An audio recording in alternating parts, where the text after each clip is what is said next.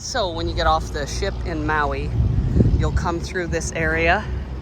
If you're on an excursion, they'll pick you up here, well, up there by the buses at the pier, and otherwise you'll just head down this long road and walk all the way out, and as soon as you get to the end, there's a mall with all kind of stores. There's Costco, drugstore that has postcards. So I'm headed back for my excursion.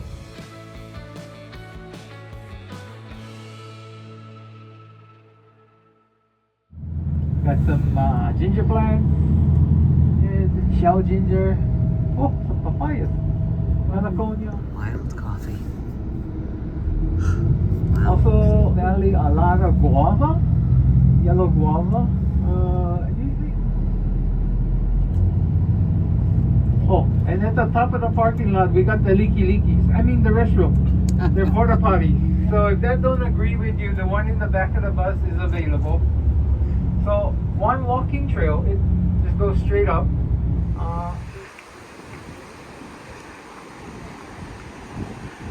Beautiful.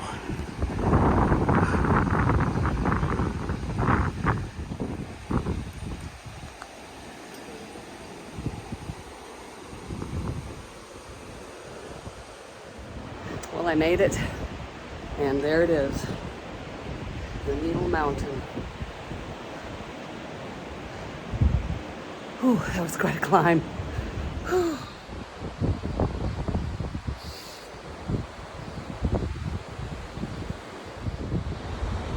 You can see our bus down there, down in the parking lot, and I hiked up here. It was absolutely gorgeous.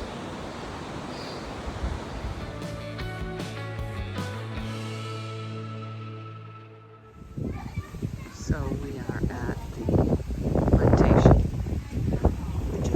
We're shopping in the store and had some coffee, and now we're getting ready for the tram tour. They have a restaurant also, some of the people went to.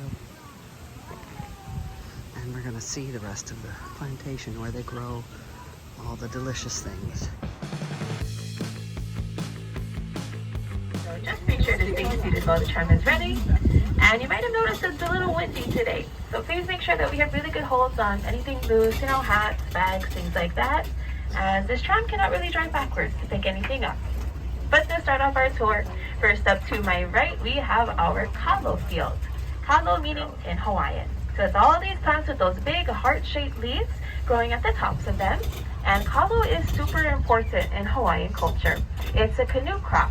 So that means it was first brought to Hawaii about 2,000 years ago with the first settlers from southern Polynesia on their canoes. And they did bring other plants as well, like palms for the color of the berries. And there's really no fruit to them, but you do want to be careful with the red ones, because once they turn red, they will have a juice with a natural anesthetic. If you get that juice of the red berry on your skin, it probably will go numb after a few minutes. In places like the Philippines, they use that numbing juice as a mouthwash for toothaches and cold sores. In Hawaii, we just use the dried seeds to make jewelry. So imagine the dancers picking those long green leaves off the plants, flipping them upside down, stringing them together, sometimes even shredding the leaves, giving it this grassy, flowy image. And it generally takes about 100 to 120 tea leaves just for one full hula skirt. But of course, it all depends on hip size. Those can get up to 3 feet long, weigh up to 60 to 80 pounds. The largest jackfruit on record, though, was 4 feet long and weighed in at 120 pounds. Now, has anybody here ever tried the gum Juicy Fruit before? No. If you have, the flavor of that gum was inspired by the flavor of a jackfruit. Sometimes you walk around the tree, it smells like Juicy Fruit gum in the air. It's a little different from the ones you see at the grocery store, yeah? Usually by then they're already small, super fuzzy, because the husk was removed already. So I will show you how to do that today. First, I'm going to be teaching you about coconuts. Like I said, feel free to sit at any of our seeds. So right here, we have the second biggest seed in the world. It is very easy to plant, so all you need is some tropical weather, of course, and a brown coconut. Once you have those, pick a spot in your yard and you take your coconut. And to plant this, you want to set it and forget it. That's about it.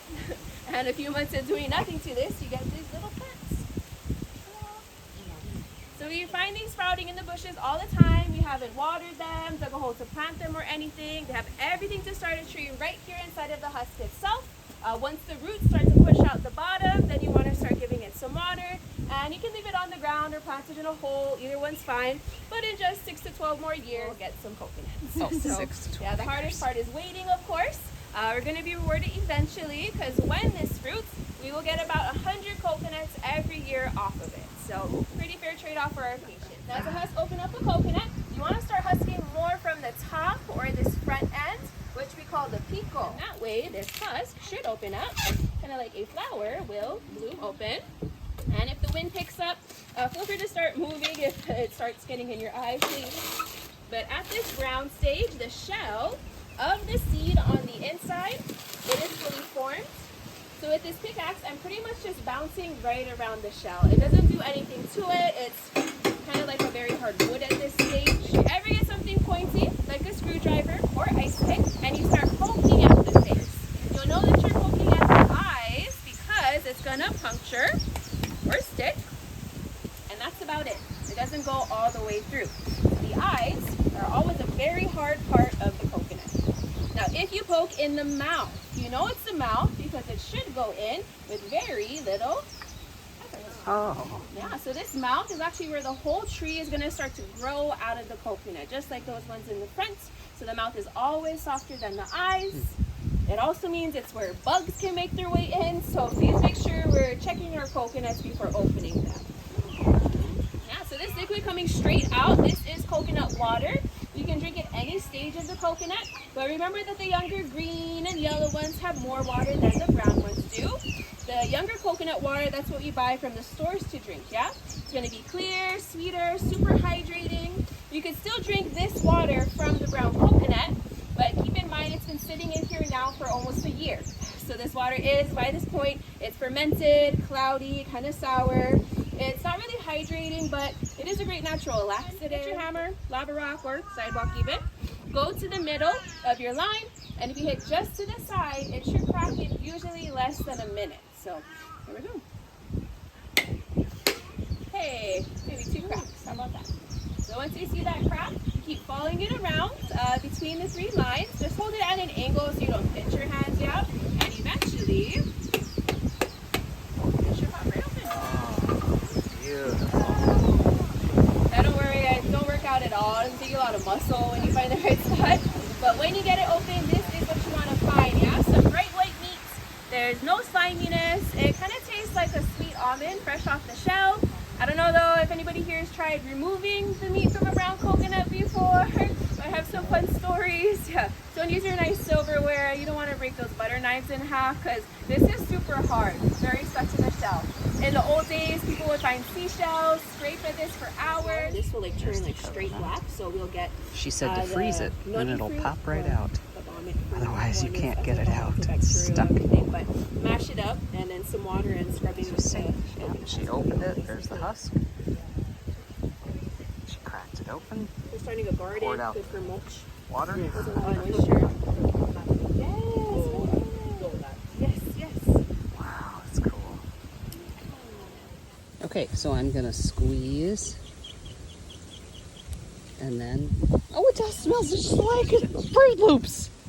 Yes. Okay, you're getting that. All right. Yes, just squeeze and rub it in your fingers, and it smells just like Fruit Loops. That's crazy. The islands as apple bananas. Now these are not a cross between an apple and a banana. They're just going to be way smaller and way sweeter than other kinds. If you see the bunches of bananas, a lot of them have that big purple flower pod hanging below the bunch. So in its lifetime, a banana tree will produce just 1 purple flower pod. Each time a petal falls, a new head of bananas grows in its place. And when the flower pod falls off the bunch, your bananas can be harvested. But it does mean the tree will not grow anymore. So what we do is cut down the tree, leave behind a stump, and we call them trees, but bananas are not trees at all. They are the world's tallest herb. And that means they will continuously reproduce, grow new trees all on their own. The hard part is getting them to stop growing. But the stump left behind, that stump will be a great source of moisture and nutrients for the new shoots called pups. But yeah, if you're growing banana trees at home and you want to get rid of them, make sure to take out the entire root system or they will just pop back up. The cold, rainy weather. Then Hawaii's winters, They tend to lose all their flowers and leaves, and in the warmer spring and summertime, everything will grow right back. Native to Hawaii, pineapples were brought here from South America in the 1800s.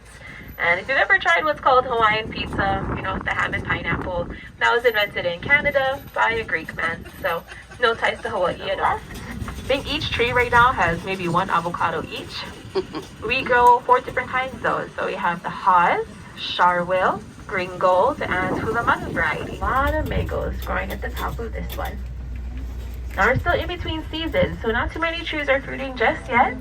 Mango season throughout the world is typically just in the summer. Hawaii is so tropical, we do get an additional season around our winter or springtime. Here in the plantation, like that tree by the mango sign, we grow the Hayden mango, and that's going to be way more meatier, juicier, and less stringy than other kinds, so big local favorite. Like I mentioned earlier, sugarcane is a canoe crop, first brought to Hawaii about 2,000 years ago. Ancient Hawaiians would plant it as a windbreaker, use the juice to sweeten medicines, and the leftover fibers made great toothbrushes. This one protecting our eggplants. They're actually growing really nicely now that the deer are not eating them anymore. But closer to the tram, we have these other kinds of palm trees. These are Chinese fan palms. So these ones are native to southern China. Hawaii also has native fan palms called loulu, which translates to umbrella. Because on rainy days of old, Hawaiians would pick the big fronds off, use them as umbrellas. These ones here are growing in purplish color. They're not really edible for us humans, but we do have some clever minor birds to hang around this area. Many times on tour, we watch the minor birds grab the seeds that fall in their beaks, and then they walk them to the road and drop them for us to drive over. So you can crack the seeds open for the minor birds to eat. Any green ones just yet, but if you look up at the leaves and you see all those yellow, fuzzy caterpillar-like things, those are the flowers that will turn into the macadamia nuts. Oh, and if you look down, there's still some brown ones that fell last season on the ground.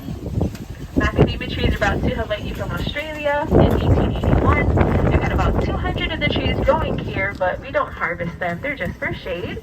Mac nuts in Hawaii are mainly harvested over on the Big Island where they have the proper machinery, because these are literally the toughest nuts to crack in the world. They will take about 300 pounds of pressure just to crack through the 1/4-inch thick for shade, like the road you took to our plantation today. But monkey pot is also very popular for its wood. It has this softer sort of wood, making it great for carving, so artists love to use it in their projects. Sadly though, folks, we are coming to the end of our tour. Hope you enjoyed it, be able to learn a lot, maybe got a quick nap in there, who knows. Just please make sure to check around your seats, see if you left anything behind. We're going to be pulling up